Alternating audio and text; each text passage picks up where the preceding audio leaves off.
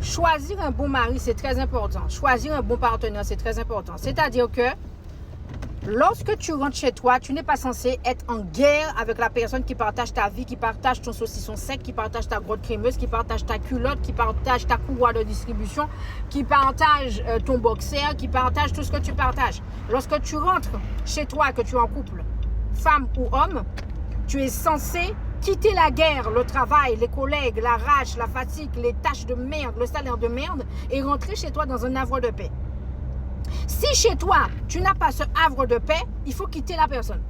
Parce que si chez toi, tu rentres, tu sors en guerre, tu sors d'une souffrance, tu es fatigué, tu en as ras-le-bol, et qu'au final, le mari ou la femme qui est chez toi, ses bras sont croisés, ses jambes sont croisées, elle t'encourage pas, elle te soulage pas, il y a des tâches à faire, elle fait pas de tâches, la vaisselle est là, la vaisselle t'attend, tu n'as pas un coup de main, tu n'as pas un remontage, hein? On ne t'écoute pas, tu n'as pas une épaule à qui parler, tu n'as pas une épaule à qui discuter, on ne te remonte pas le moral, ça sert à quoi?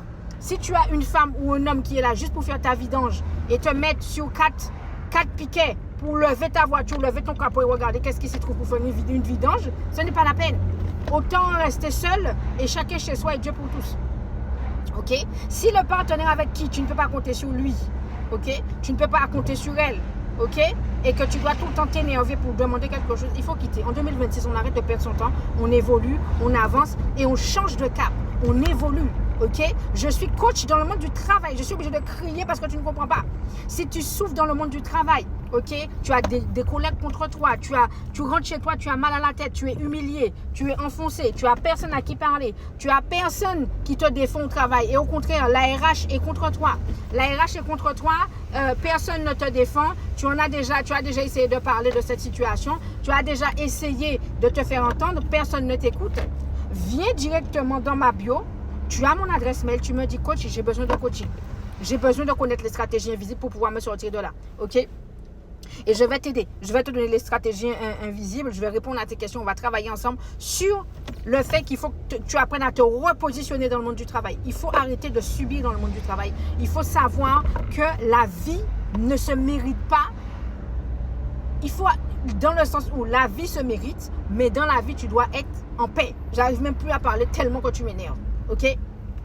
Tu dois comprendre que dans cette vie, tu ne dois pas subir le travail. Ok? Tu ne dois pas subir ton travail. Tu dois aller travailler et rentrer chez toi dans le plus grand des calmes.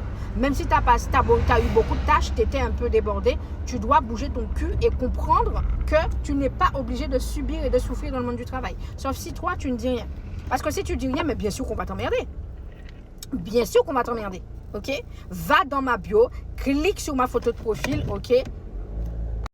Tu vas chercher ta formation. Soit tu m'envoies un mail, tu as tout dans la bio, ou soit tu cliques dans la bio, il y a ma boutique qui est là, tu prends 1 heure de coaching ou tu viens en privé.